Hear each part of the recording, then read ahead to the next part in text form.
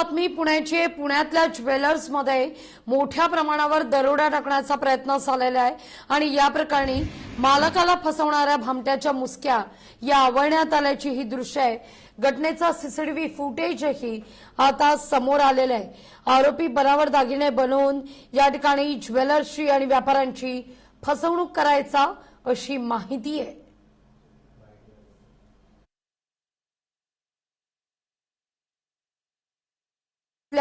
PNG jeweller मधली ही दृश्य आपण पाहतोय।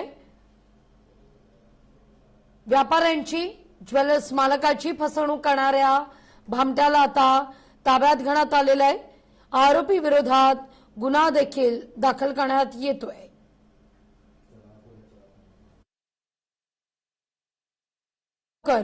असं आरोपीचं नाव असल्याचं कळतंय।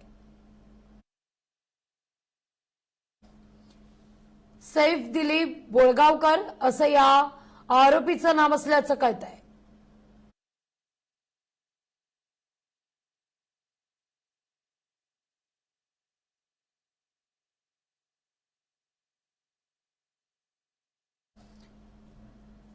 बातमी अकोल्याची